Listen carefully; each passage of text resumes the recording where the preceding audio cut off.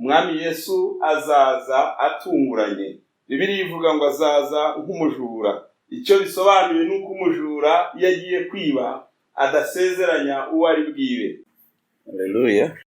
Dusangire ijambo ry'Imana ryanditswe mu rwandiko rwa kabiri rwa Petero, ibice byaho ni 3, umurongo wa 10 tugeze 18. Tuhasome mu izina rya Yesu. Ariko umunsi w'umwami wacu uzaza nk'umujura, ubwo ijuru rizavaho hakaba n'umuriro ukomeye, maze ibyishingiro ibyo byose biremeshwa bikayengeshwa no gushya cyane, isi n'imirimo iyirimo bigashirira. Nuko ubwo ibyo byose bizayenga bityo, yemwe uko dukwiriye kuba abantu bera kandi twubaha Imana mu ngeso zacu, twebwe abategereza tugatebutsa umunsi w'Imana uzatuma ijuru rigurumana rikayenga, kandi ibyishingiro ibyo byose biremeshwa bigashongeshwa no gushya cyane. Kandi nk'uko yasezeranije, dutegereje ijuru rishya n'isi nshya, ibyo gukiranuka kuzabamo. 14. Nicyo gituma bakundwa, ubwo mutegereje ibyo, mukwiriye kugira umwete wo kuzasangwa mu mahoro, mutagira ikizinga, mutariho umugayo mu maso ye. Mumenye yuko kwihangana k'umwami wacu ari agakiza, kuko mwene data ukundwa Pawulo yabandikiye abwirijwe n'ubwenge yahawe, ndetse no mu nzandiko ze zose yavuze ibyerekeye ibyo. Icyakora zirimo bimwe biruhije gusobanukirwa, ibyo abaswa bahindagurika bagoreka, nk'uko bagira ibyanditswe bindi bakizanira kurimbuka. Nuko rero bakundwa, ubwo muburiwe hakiri kare, mwirinde mutayobwa n'uburiganya bw'abanyabyaha, mukareka gushikama kwanyu, ahubwo mukurire mu buntu bw'Imana no kumenya Yesu Kristo umwami wacu n'umukiza. Icyubahiro kibike none n'iteka ryose. Amen. Hari nasomye cyane, ariko turagira ngo tuganire ku jambo rivuga kugaruka k'umwami wacu Yesu. Uko dusomye mu byanditswe byera, rere ku murongo wa 10, umwami Yesu azaza atunguranye. Bibiliya ivuga ngo azaza nk'umujura. Icyo bisobanuye nuko umujura iyo agiye kwiba adasezeranya uwo ari bwibe, aragenzura akamutungura. Hanini abajura baza amasaha y'abantu basinzira, ndetse hari n'igihe iyo bagupangiye kukwiba bagucunga bakamenya ngo uryama sangapi, amasaha yo gusinzira ni ryari, noneho bakagutungura muri cya gihe utari maso wasinziriye. Iyo mpamvu umwanditsi w'ijambo ry'Imana yavuze ngo Yesu azaza atunguranye nk'umujura. Umunsi w'umwami uzatungurana. Nayo mpamvu Bibiliya ibwira abantu yuko abakiriye umwami Yesu bakwiriye guhora bari maso, bakwiriye kuba bacanye amatabaza yabo yaka, bakwiriye guhora batunganira imitima yabo. Imana nishimwe cyane, bizeye bakiranuka nta kurangara kurimo. Imana nishimwe. Hanyuma iri jambo ritubwiye ku munsi w'umwami yuko iyi si tubona n'ijuru twita ijuru tubona ngo bizashirira, bizayengeshwa n'umuriro biveho, ngo hazaba isi nshya n'ijuru rishya. Amen. Kandi iryo juru rishya ngo ni isi nshya, ngo ni ubuturo bwo gukiranuka, ngo ni ubuturo ku murongo twasomye, ngo nibwo buturo gukiranuka kuzabamo. Nuvuga ngo ni ubuturo aho hantu haba Imana, ni ubuturo bwo gukiranuka. Amen. Narimo mbisoma mu gitabo kijyanye na teoloji zitandukanye z'amadini atandukanye ku isi, bavuga ngo ijuru rishya n'isi nshya ngo ni ahantu, it's a place, ariko aho hantu ni ahantu habamo gukiranuka gusa, ni ubuturo bw'Imana. Imana nishimwe cyane. Iyi si tubona n'ijuru tubona twita ijuru ngo bizavaho, hazaba ijuru rishya n'isi nshya, kandi aho hantu ngo hazaba hatuye Imana no gukiranuka. Amen. Ngo ibyo tubona kuri wa murongo ngo ubwo ijuru rizavaho hakaba n'umuriri ukomeye, maze ngo ibyishingiro, iby'ibintu byose bishingiyeho, ibyo byose biremeshwa bikayengeshwa no gushya cyane, isi n'imirimo iyirimo bigashirira. Ngo nuko ubwo ibyo byose bizayenga bityo, yemwe uko dukwiriye kuba abantu bera. Umwanditsi Petero ahita aburira itorero rya Kristo bamwizeye ngo uko ibyo bintu bizashya bigashirira, ngo yemwe bantu twebwe twizeye tugomba gukomeza kubabera, ngo kandi twubaha Imana mu ngeso zacu. Uvuga ngo dufite kwigenzura. Ingeso ni ibintu byinshi cyane.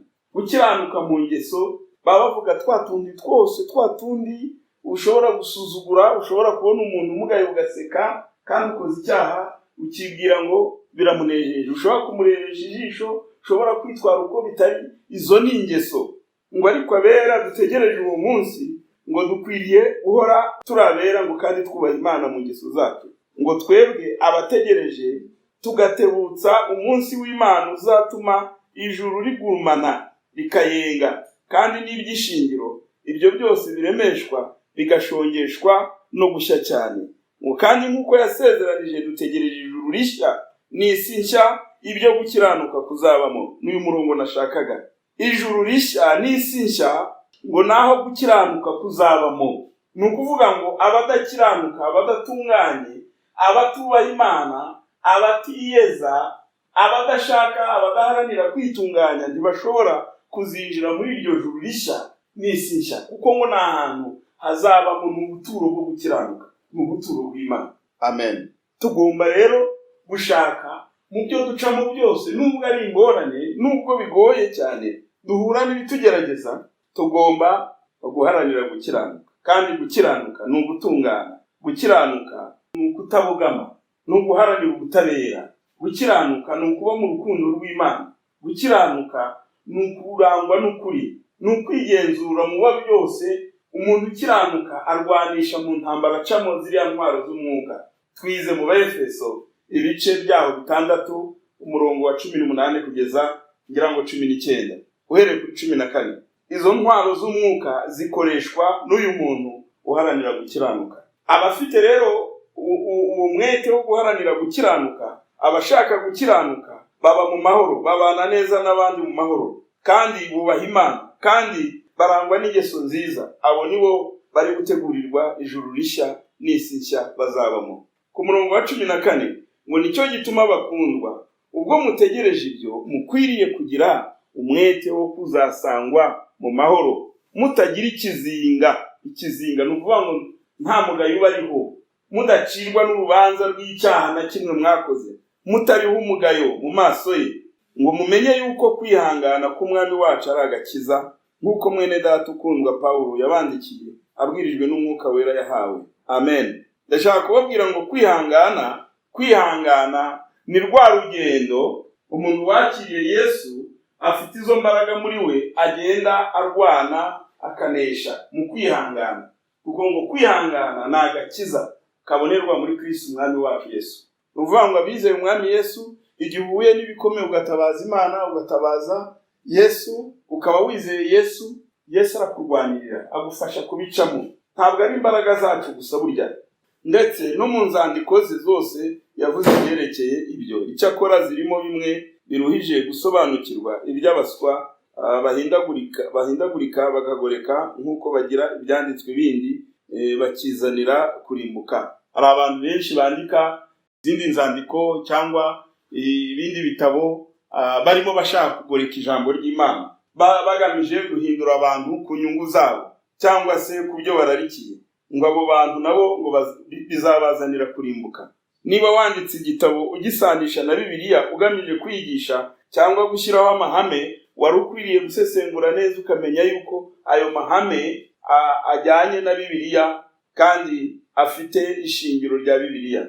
Nuko rero bakundwa, ubwo muburiwe hakiri kare, mwirinde mutayobwa n'uburiganya bw'abanyabyaha, mukareka gushikama kwanyu. Uvuga ngo tubana, Bibiliya nta kintu yasize. Tugendana n'abanyabyaha, tubana n'abanyabyaha, abanyeshuri mwigana n'abana bakijijwe n'abadakijijwe. Iyo tugenda mu mirimo itandukanye, tugendana dukorana n'abantu bafite ingeso zitandukanye. Abantu tubana hari abakijijwe n'abadakijijwe. Nyamara nubwo tuvuga ngo twese ngo twakiriye Umwami Yesu, ngo abantu bizeye Umwami Yesu, hari abantu barimo bishakira inyungu zabo badakijijwe, bagamije kugera ku nyungu bifuza, nyamara badaharanira gukiranuka kw'Imana, batashaka kunezeza Imana ahubwo bashaka inyungu zabo bwite. Abo bantu bariho duturanye nabo, tubana nabo, tugendana nabo, dukorana nabo. Mu soko ujya guhaha ugahahira umunyabyaha nk'uko wahaha ibikijijwe. Mu ngendo zitandukanye muri bisi abo tuba turi kumwe bose siko dusangiye ukwizera, sinako dukijijwe kimwe. Hari abanyantege, hari abanyembaraga. Ni ukuvuga ngo ibyo byose dukwiriye kubigenzura tugasaba imbaraga. Niho ijambo ry'Imana ritubwiye ngo mwirinde mutayobwa n'uburiganya bw'abanyabyaha. Uvuga ngo hari uburiganya muri iyi si ngo mureka gushikama kwanyu. Ubwo buriganya rero ntabwo mwapfa kubumenya, nuko ubugenzuza ijambo ry'Imana, nuko ubugenzuza ingeso zawe nziza, nuko ubigenzuza guharanira kugira uwo mutima wo gukiranuka, guharanira gukora imirimo myiza. Kandi burya ngo ni Imana yaturemeye kugira ngo tuyiheshe icyubahiro. Niba ufite uwo mutima wo gukiranuka, ufite ingeso nziza, uzasanga ibyo ukora binyuranye, bihabanye kure n'abantu bagukikije. Uhita uvuga uti uyu muntu hari inzira akurikiye, hari inyungu agamije. Nubwo yaba yiyoberanya, musengana, mwigana, mugendana, ariko uvuga uti uyu muntu yewe nshingiye ku byo ndi gushaka, ndi guharanira kunezeza Imana, mparanira gukiranuka, mbana n'abantu amahoro. Ariko uyu muntu nkabona ibye nubwo yishushanya, hejuru ushobora kumubona ari intama, ariko imbere ari isegi ryana. Uvuga uti uyu muntu ibyo agamije ntabwo ari byo ngamije. Niho Bibiliya rero ikebura abantu ngo mwirinde mutayobwa n'uburiganya bw'abanyabyaha, mukareka gushikama kwanyu, ngo ahubwo mukurire mu buntu bw'Imana no kumenya Yesu Kristo. Muharanire kumenya Yesu Kristo, umwami wacu n'umukiza. Icyubahiro kibike none n'iteka ryose. Amen. Nsoza ndabifuriza yuko mu by'ukuri duharanira gukiranuka, kandi uharanira gukiranuka bigaragarira uburyo abanye n'abandi mu mahoro, bigaragarira mu ngeso ze nziza zimuranga, bigaragarira uburyo aba mu buntu bw'Imana, agira urukundo, arangwa n'umutima w'ukuri utabogama, wumva koko mu by'ukuri yakora aba ashaka kunezeza Imana, guhesha Imana icyubahiro, ndetse ashimwa n'abantu, atari mu buryo bwo gushimisha bamwe abandi ngo ntubashimishe, ahubwo ari umunyakuri kandi agendera mu butungane no gukiranuka kw'Imana. Abo rero babiharanira, twese tubiharaniye tuzatura muri rya juru rishya n'isi nshya, ariho twasobanukirwa ko ari ubuturo gukiranuka kubamo. Imana iduha n'umugisha mu izina rya Yesu. Amen.